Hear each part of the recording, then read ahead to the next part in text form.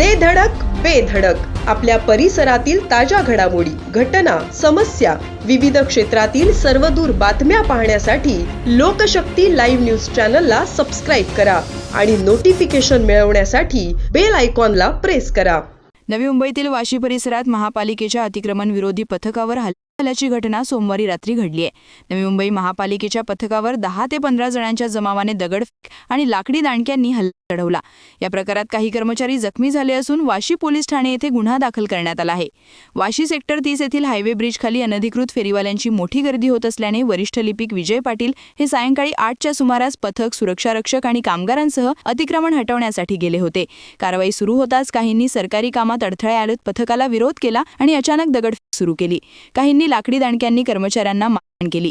दत्ता धुळे, सुजित गुप्ता, मिथुन झा आणि प्रकाश गावडे हे कर्मचारी जखमी झाले आहेत. घटनेची माहिती मिळताच पोलिसांनी तातडीने घटनास्थळी धाव घेतली आहे. त्यानंतर जमाव पांगला.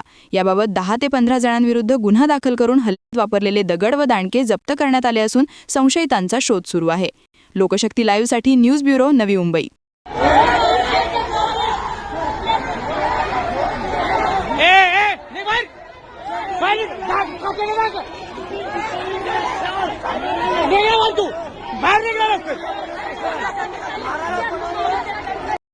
अशाच सच्चाई दर्शवणाऱ्या बातम्या पाहण्यासाठी लोकशक्ती लाईव्ह न्यूज चॅनलला लाईक करा, शेअर करा आणि सबस्क्राईब करा.